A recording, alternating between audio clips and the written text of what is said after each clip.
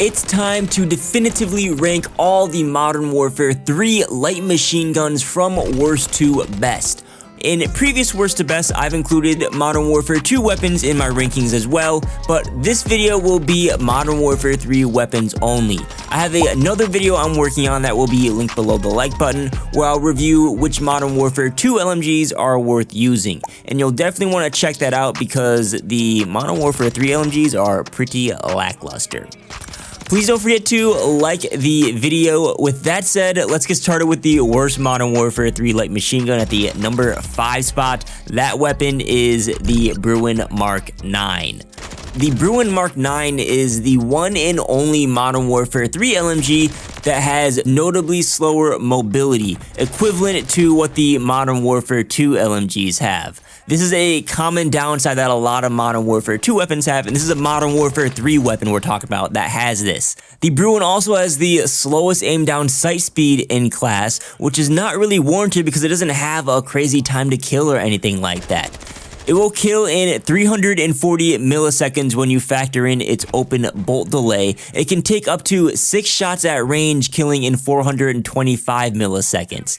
This is the same exact time to kill as 2 other Modern Warfare 3 LMGs we'll be covering in this video. It's literally the same shots to kill, same time to kill, essentially the same fire rate. They have very similar range. And again, it's not even like that's a good time to kill. It's well below average and gets outgunned by a majority of weapons. The Bruen does have a 60 round mag option to speed up its handling and mobility, but that attachment adds an additional 20 milliseconds to the open bolt delay. And for those of you that don't know, open bolt delay is essentially a delay before your weapon will start firing. So if you opt for the 60 round mag, yeah, you're improving some of the downsides, but you're also making your weapon kill even slower.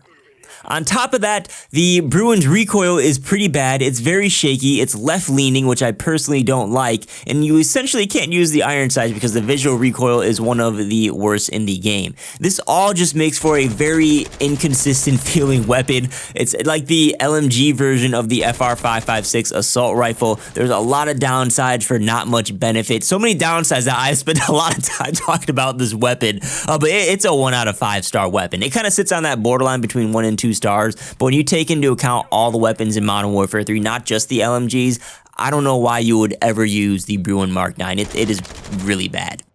Next up at the number 4 spot, we have the DG58 LSW, which is another pretty sucky LMG. This doesn't have an open bolt delay, but it has the same exact time to kill as the Bruen, which means it is slow. It will be outgunned by most weapons. The DG58 also has bouncy left-leaning recoil. Now, it's not as severe as the Bruen's, but initial accuracy with the DG can be random AF. There's no pattern to where the first few bullets go, and that makes the DG58 feel very inconsistent, which explains why sometimes this weapon feels great and you clap people with it, and other times I feel like I'm getting tons of hit markers.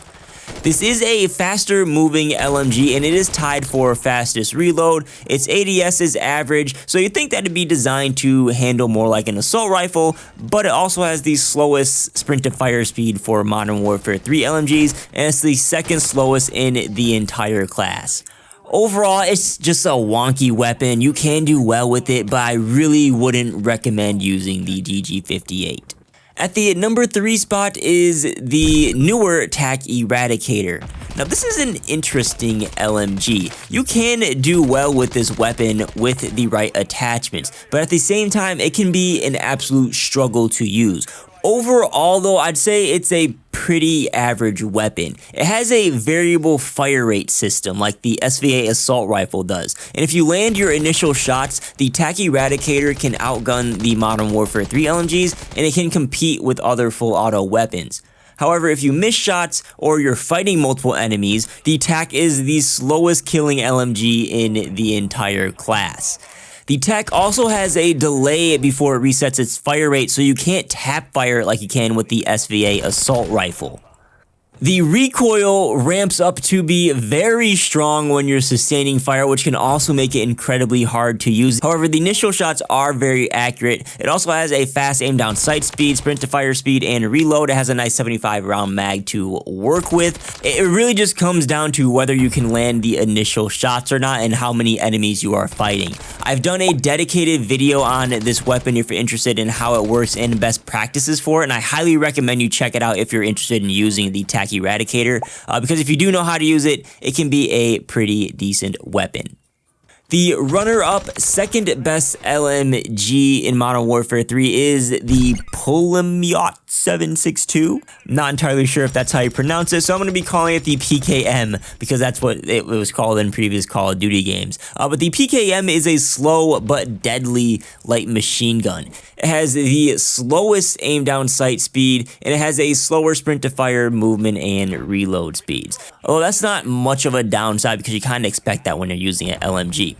Thing is, the PKM has consistent damage and easy to control recoil. It's a 4-shot kill to anywhere in the body at any range. This equates to a 366 millisecond time to kill, which is slowest in class when you're talking about close range gunfights, but from mid to long range, the PKM kills incredibly quick. Like, it's going to be outgunning a lot of assault rifles, some marksman rifles, battle rifles, and again, its recoil is pretty low, so the odds of you actually outgunning other weapons is pretty high. Its first 7 or so shots climb some, but then it becomes incredibly accurate for sustained fire.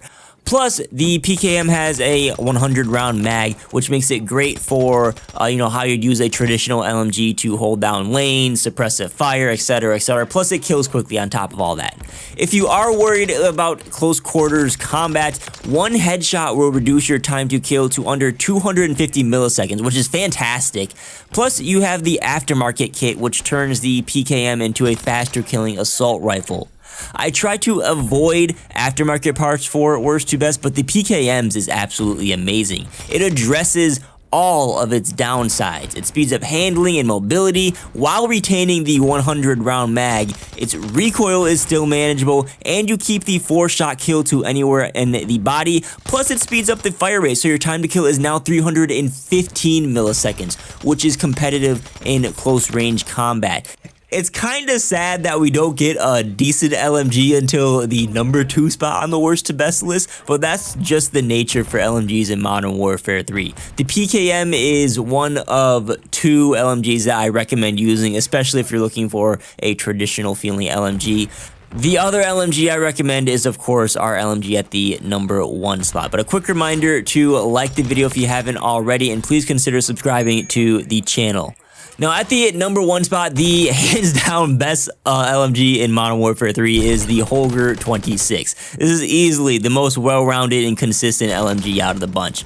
Now, this is the 3rd LMG with a 340 millisecond time to kill, which again isn't super impressive, but what sets the Holger apart from the others is that the Holger has more range. It will 5-shot kill anywhere to the body up to 46 meters. And only 1 headshot is required to reduce the time to kill down to 255 milliseconds. The Holger also has the fastest aim down sight and sprint to fire speed in the entire light machine gun class, has the fastest mobility in the entire class, and it has a fast 4-second reload. It has average recoil that becomes easy to manage when you bring attachments into the picture, and overall, the Holger is just very reliable and feels great to use. With all that said, it's still a 3 out of 5 star weapon. Again, Modern Warfare 3 LMGs are very underwhelming. There are a few Modern Warfare 2 LMGs that are clearly better, and I'll be sharing which weapons those are in an upcoming video where I review stats and what's changed for Modern Warfare 2 LMGs with carry forward.